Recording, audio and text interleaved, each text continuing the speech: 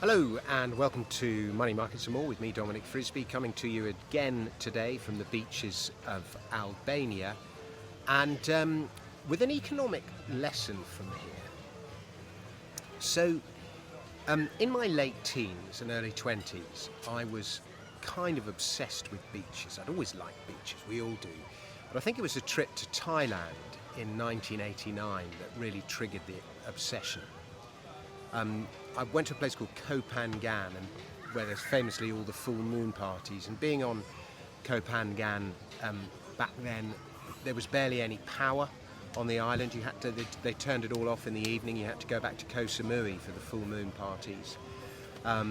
Smoking joints, lounging about in hammocks, philosophizing with my mates, talking about our futures, watching the world go by, swimming, snorkeling, playing endless games of frisbee and volleyball on those beautiful white sand beaches as sunny days drifted into beautiful sunsets. It's a time that I will always cherish.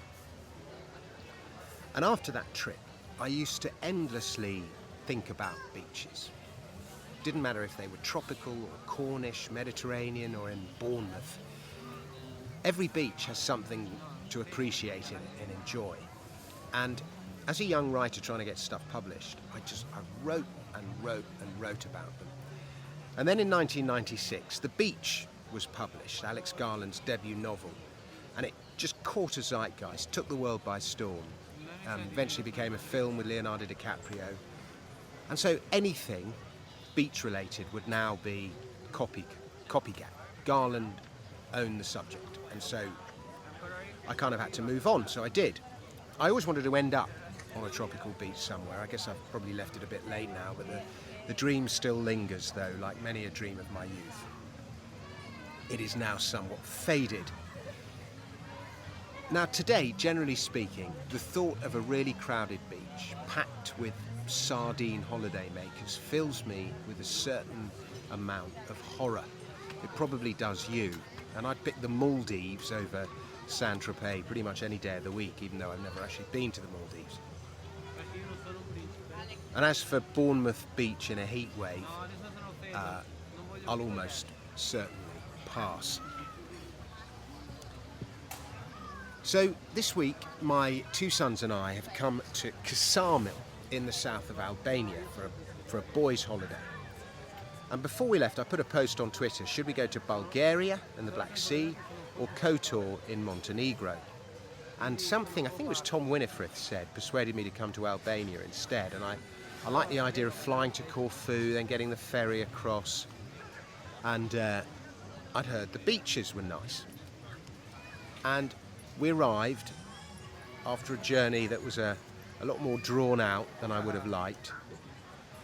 We went for an early evening stroll, and oh my God, my heart sank. The beaches were probably the most crowded I've ever seen. There was crap music blaring out from some of them.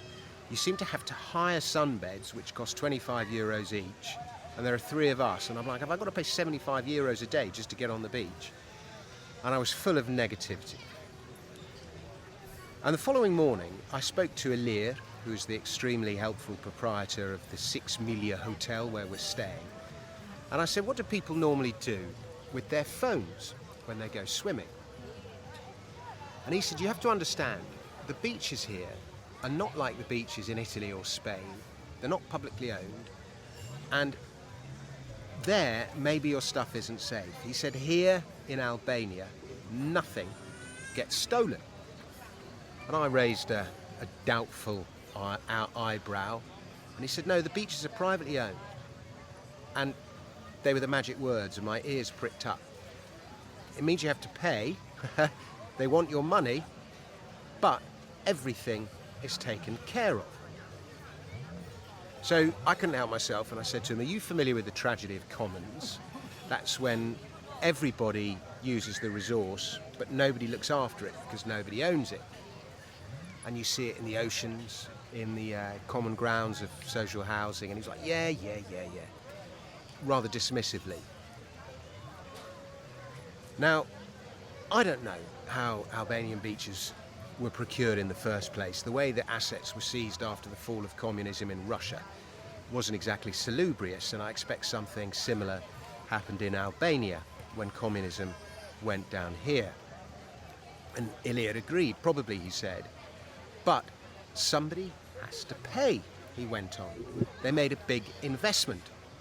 Before, I'm going to walk around a bit just so that you can see, before Kasamil, it was just rocky, and they've brought in all this sand. You can see the sand here. And beach replenishment is very expensive, my two sons then told me with great authority, because they both studied it in geography, and then they went on to argue about whether it's beach replenishment or beach nourishment. They're both the same thing. I looked it up on Wikipedia.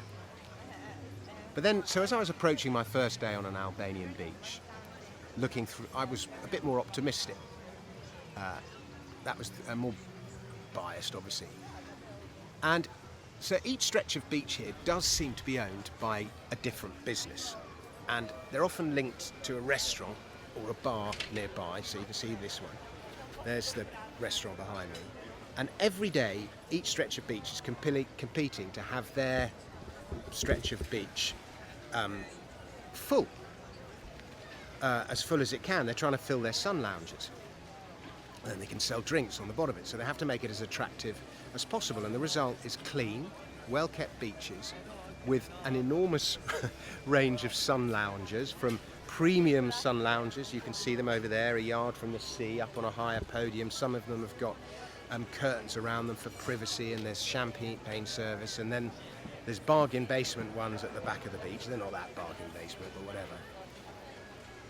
And whichever stretch of beach you go to, you're politely greeted by that section's head of loungers, and he sorts out your umbrella, and he asks you if there's anything else you need. And he'll keep an eye on your stuff, and it turns out 20 euros gets you a pair of loungers plus an umbrella.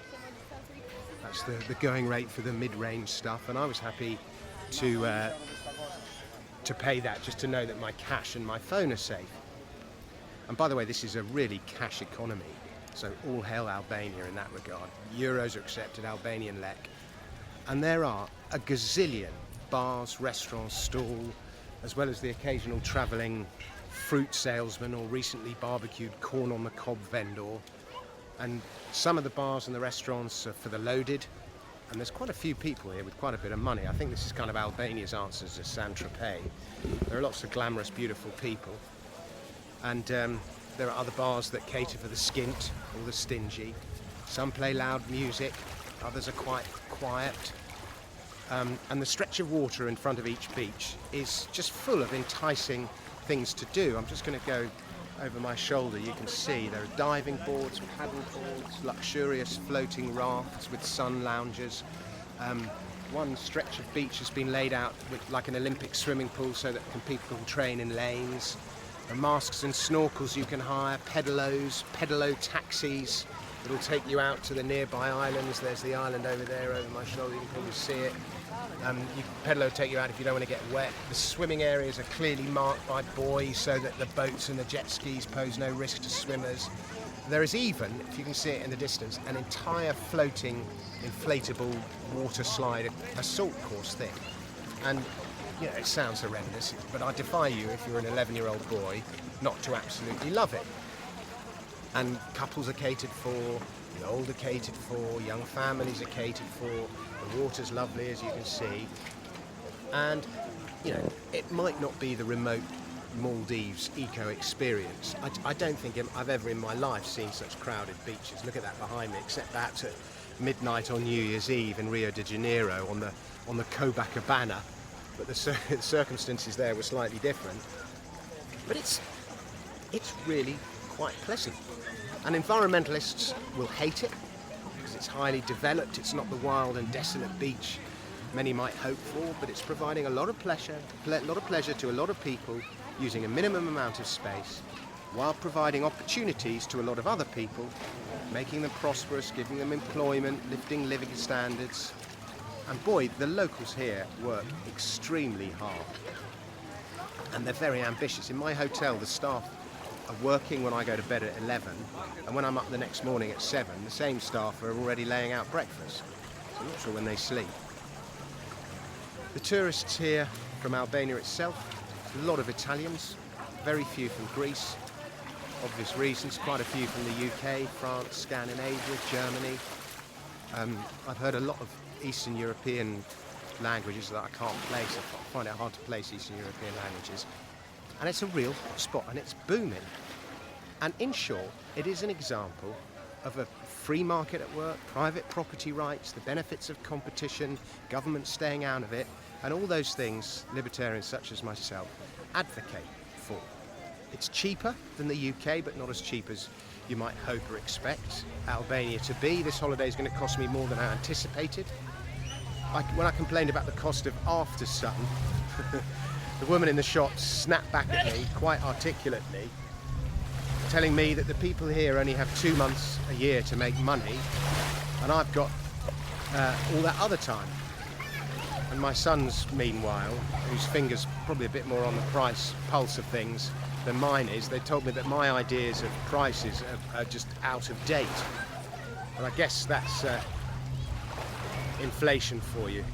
So I asked Ilya, how corrupt is it here? And he said sometimes people come to the hotel asking for protection money, but we make sure they don't come onto the property. And I like this. In your country, he said, maybe you have a straight line between what you can do and what you can't do. In Albania, the line is very squiggly, he said.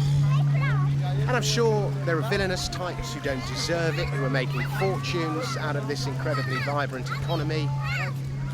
Villainous they may or may not be, but they were also entrepreneurial.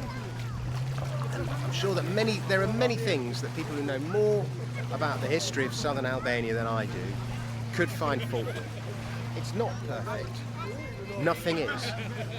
But it is also testament to what free markets can do and how quickly they can do it if left alone. Anyway, thanks very much for watching. Please subscribe to the channel. Please tell your friends about this amazing video and come to my show in Edinburgh. Goodbye.